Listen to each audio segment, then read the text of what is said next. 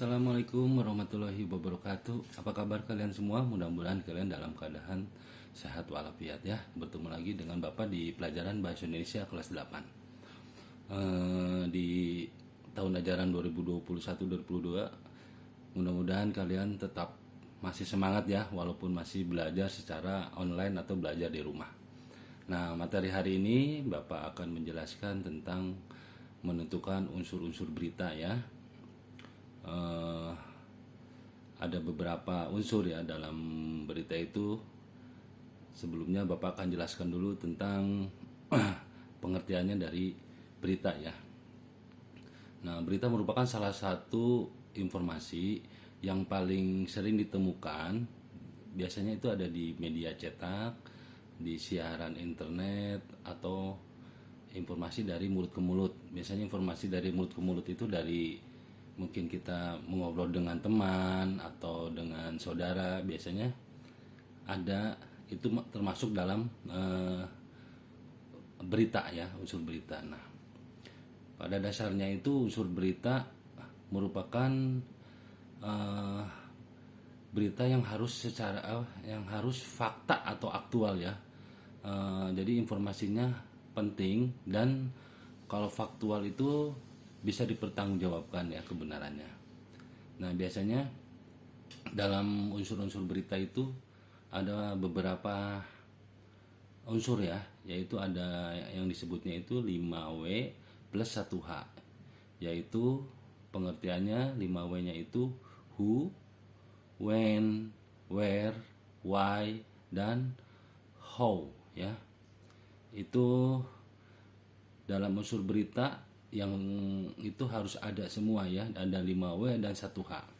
Nah, biasanya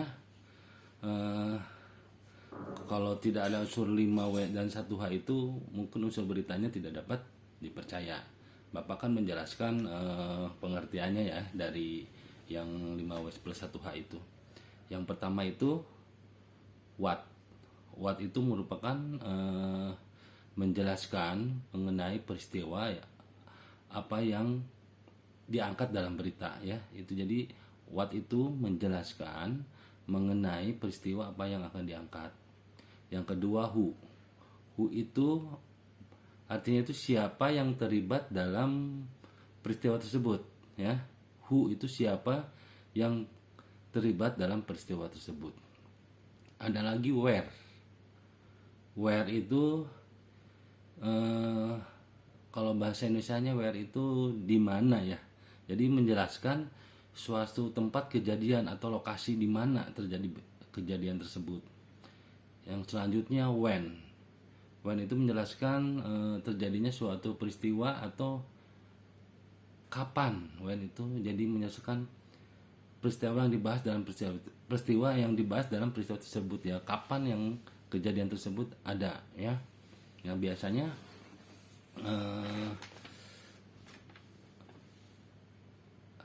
when itu harus ada ya tempatnya atau kejadiannya. Selanjutnya why. Why itu menjelaskan alasan mengapa peristiwa itu terjadi ya, dalam berita itu terjadi.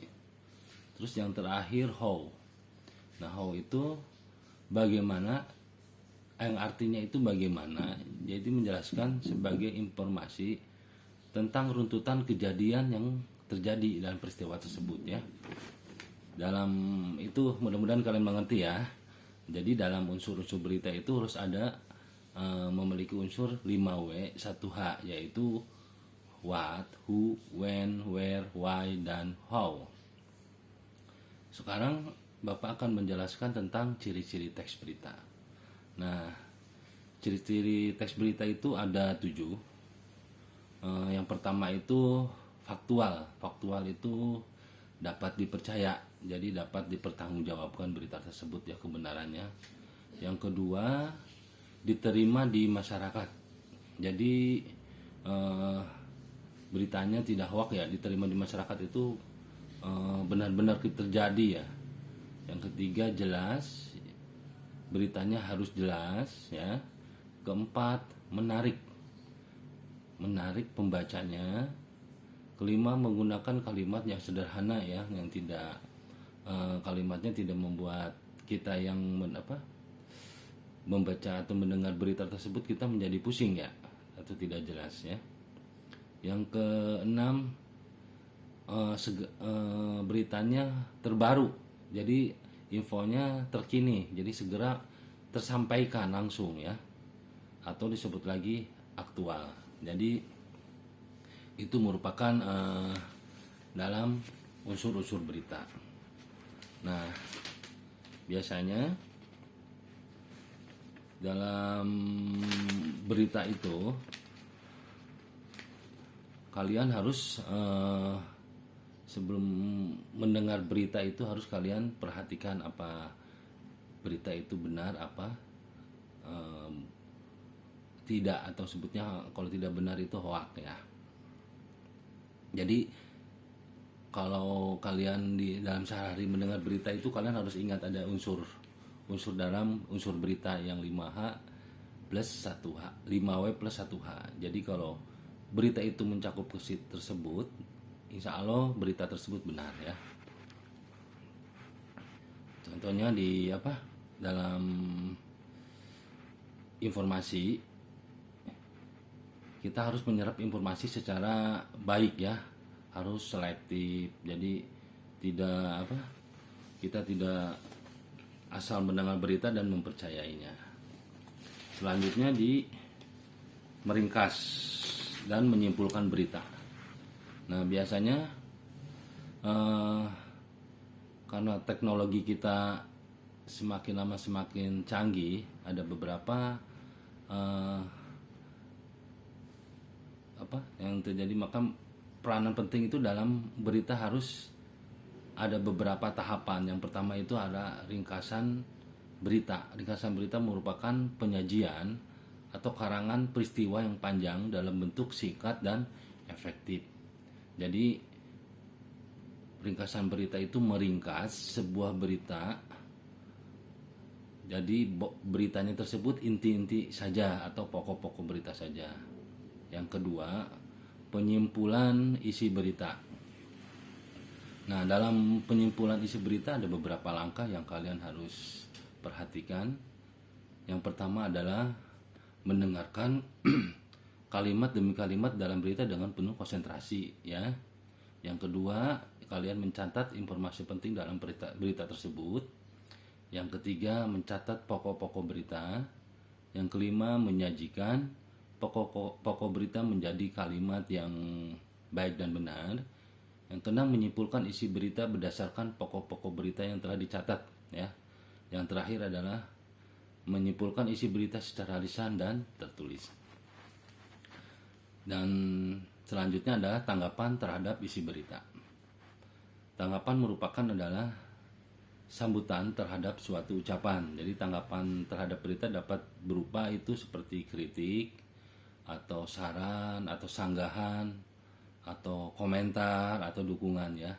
Nah, dalam tanggapan itu sebaiknya disertai fakta atau contoh-contoh ya, yang harus mempunyai alasan yang secara logis atau masuk akal.